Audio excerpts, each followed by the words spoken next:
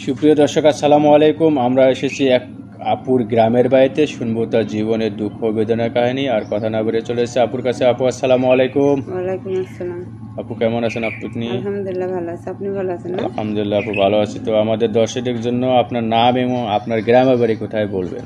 আমার গ্রামের বাড়ি 5 বিঘি আটাপাড়া। হ্যাঁ, আর যে জন্য আপনাদের ডাকছি, আপনার নামটা বলবেন একটু। আমার নাম সাবিনা। আপনার নাম ছাবিনা, আর আপনার গ্রামের বাড়ি 5 বিবি। 5 বিঘি। তো আপু আপনার ফ্যামিলি কে কে কে কে আছে? ফ্যামিলিতে আমার বাবা মা আছে, মা আছে, বাবা আছে, 2টা ভাই আছে। আমার বিয়ে হয়েছিল, আমার 2টা সন্তান আছে। আমার ছোটো থাকতে 13 বছর বয়সে বিয়ে হয়েছিল, এখন বয়স চলতেছে আমার 18 বছর। গতকাল কয়দিন আগে মানে স্বামী আর একটা বিয়ে করে, বুঝছেন কথা? মানে আপনার বিয়ে হয়েছিল 2টা, 13 বছরে আপনার বিয়ে হয়েছিল, 2টা বেবি আছে। বেবি দুটো কি ছেলে না মেয়ে? আমার 2টাই মেয়ে বাচ্চা। 2টা মেয়ে। বয়স কত কত? আমার একটা মেয়ের বয়স 9 বছর, একটার হচ্ছে 3 বছর। তারপরে আপনার স্বামী আবার আরেকজনের বিয়ে করছে আবার আরেকটা। মানে আপনি কি বিয়ে হয়েছিল আপনার ফ্যামিলিগতভাবে, না আপনি ভালোবাসা করে বিয়ে করছেন? আমি প্রেম করে বিয়ে করছিলাম। কয় বছর প্রেম করছিলেন আপু? প্রেম করছিলাম 1.5 বছর। 1.5 বছর প্রেম করে আপনি বিয়ে করছিলেন। তখন আপনি কোন ক্লাসে পড়তেন? আমি তখন 8-এ মনে পড়তাম। মানে 8-এ অবস্থায় আপনি প্রেম করছেন, প্রেম করার পরে বিয়ে করছেন। তা আপনার ফ্যামিলি থেকে কেউ কিছু এরকম বলে নাই বা না, বাধা দেয়নি আমরা আপনাদের তো ফ্যামিলিতে? পলায়া বিয়ে করছিলাম, ফ্যামিলি থেকে মানতো না। পরে প্রথম বাচ্চা হওয়ার পর সবাই মানে নিচ্ছে, যেহেতু বিয়ে করে ফেলছি। তারপর অনেক কষ্ট করে সংসার করি শ্বশুরবাড়ির থেকে, মানে শ্বশুরবাড়ি অত কিছু ছিল না, অনেক কষ্ট ছিলাম। তবে বাচ্চা বড় হওয়ার পর শাশুড়ির কাছে রেখে আমরা দুজনে ঢাকায় চলে যাই। ঢাকায় ও চাকরি করতো, আমিও করতাম। এইভাবে চাকরি করতে করতে বাড়িতে কিছু জায়গা জমি রাখছি, বাড়িতে অনেক কিছু করছি। করার পর দুজনে ঢাকায় থাকতাম। ঢাকা থাকার পর মনে করে আবার বাচ্চা পেটে আসে। বাচ্চা হতে বাপের বাড়ি যায়, তখন বাপের বাড়ি যখন বাচ্চা হতে যায় তখন এদিক থেকে ওই মানে আরেকটা মেয়ের সাথে সম্পর্ক রাখতো। এই বিষয়ে আমি কিছু জানতাম না। মানে আমার সাথে ভালো ব্যবহার দেখায়, মানে ভালো থাকে, তাহলে আমি বুঝবো কেমন যে আমার স্বামী এই ধরনের, তাই না? মানে আপনি যে দুইজনে ঢাকা থাকতেন, ঢাকা থেকে চাকরি করছেন, চাকরি করার অবস্থায় আপনি আবার বা আপনার গর্ভবতী হয়েছেন। তো আপনাকে আপনার হাজবেন্ড বাড়িতে পাঠিয়ে দেওয়ার পরে আর একটা মেয়ের সাথে প্রেম করতো। তো এই বিষয়টা আপনি জানতেন না? এই বিষয়টা আমি জানতাম না। ওরা প্রেম এদিকে চালাইতেছে। পরে আমি বাড়ির থেকে বাচ্চা আমার শাশুড়ির কাছে রেখে 28 দিনের বাচ্চা রেখে আমি আবার ঢাকায় চলে আসি। আবার চাকরি বাকরি করতেছি।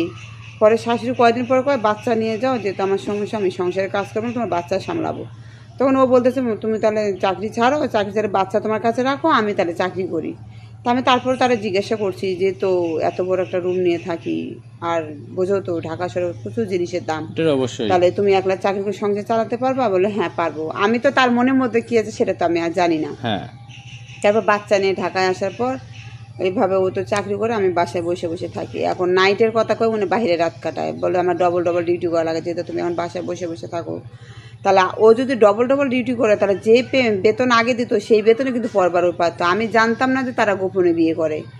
পরে এই বিষয়ে না যায় না, পরে পরে আমার মনের মধ্যে সন্দেহ হয়। যখন আমার বাচ্চার বয়স 1.5 বছর, তখন আমার মনে সন্দেহ অবশ্যই কিছু একটা করছে।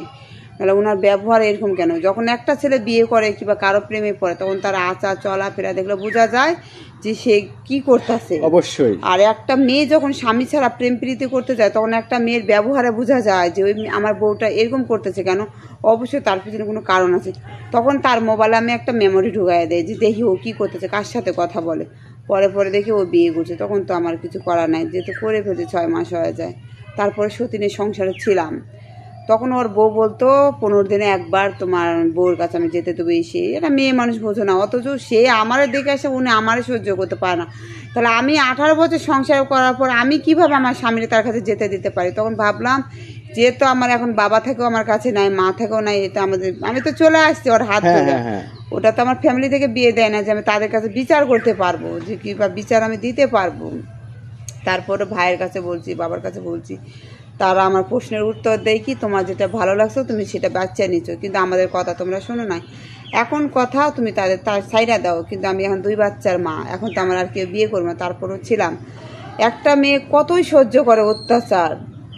যখন আমার চাকরি বাকরি ছিল না, টাকা পয়সা ছিল না, আমি কিন্তু এই স্বামীর জন্য অনেক করছি। আমার জমি জায়গা বাড়ি ঘর গহনাগাটি অনেক নষ্ট করছি, করার পর কোনো লাভ হয় না। বাধ্য হয়ে স্বামীর আমি ডিভোর্স দিয়ে দিই। মানে আপনি শেষ মুহূর্তে আর সহ্য করতে না পেরে সহ্য ডিভোর্স করতে না- দিয়ে দিয়েছেন। একটা মেয়ে কিন্তু সহজে সংসার ছাড়ে না, এটা তখন অবশ্যই। অবাধ্য হয় যে আমি ভাত খাবার পাচ্ছি না মানুষের বাড়ির কাছে, এই যে আমি হোটেলে প্লেট পর্যন্ত ধুয়ে খাচ্ছি কিসের জন্য, দুটা ভাতের জন্য, তাই না? জি জি। অনেক কষ্ট করার পর আমি বাধ্য হয়ে জামাইয়ের মানে ছাইড়া দেই, কারণ আমি আর পারতেছিলাম না। কিন্তু আমি অনেক চেষ্টা করছি স্বামীরে ভালো রাখার জন্য, তার কাছে ভালো থাকার জন্য। সেই 15 দিনে মাসে একবার আমার কাছে আছে, একটু সময় দেখ, বাচ্চারে সময় দেখ, এটা আমি চাইছি, তারা বুঝাইছি। কিন্তু ও এমন পুরা পাগল ছিল মেয়ের উপর লোভ, কিন্তু আমার কোনো কথায় কান দেয় না।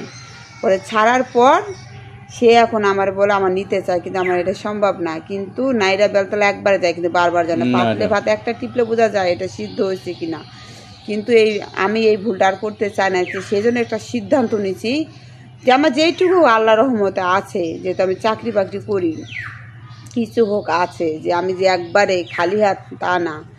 যেহেতু আমার দুটা সন্তান আছে, আমার যেটা বলতে চাচ্ছি যে আমার এই সন্তানের দুটা দায়িত্ব যে কেউ নিতে চায়, অনেকে বউ চলে গেছে বাচ্চা রাইখা, মইরা গেছে বাচ্চা রাইখা, হয়তো ছেলে মেয়ে অনেক বয়স হয়ে গেছে, তার ছেলে মেয়ে, তার দেখাশোনার মানে লোক না, মেয়েরা আছে বিয়ে হয়েছে, ছেলেরা আছে বিয়ে করছে আলাদা, তাদের মতো তারাই থাকে, হয়তো বাবারে গুরুত্ব দেয় না। এরকম অনেক লোক থাকে না সংসারী, সেরকম যদি একটা লোক মানে আমার কপালে যদি থাকে, তাহলে আমি কিন্তু বিয়ে করতে চাই, মানে আমি রাজি আছি। আমার কিন্তু মেয়েদের দায়িত্ব নিতে হবে, কিন্তু এই না যে আমার মেয়েদের বিয়ে দিতে টাকা পয়সা এসে আমার মেয়েদের ভবিষ্যৎ আমি কইরাই রাখছি। তো এটা কি দেশের বাইরে যদি কোনো ভাই এরকম যদি বলে যে দেশের বাইরে হলেও হবে, অনেকে যেমন প্রবাসী থাকে, অনেক বয়স হয়ে গেছে, হয়তো দেশে ফিরছে, অনেকে বিদেশে থাকতে কিন্তু অনেকে বউ চলে যায়, এরকম কিন্তু আছে, এরকম হলো কিন্তু হবে। কিন্তু আমি চাই আমার কষ্টটা যারা বুঝবো, মানে আমি কি কষ্টে ছিলাম, 18 বছর সংসার করা মানে কি তো বোঝো, অনেক কষ্ট করে সংসারটা করছি, মানে আমি কিন্তু একটা সংসারী মেয়ে। কিন্তু এরকম যদি একটা পাত্র আমি পাই, আমি কিন্তু অনেক খুশি হবো ভাই, অনেক।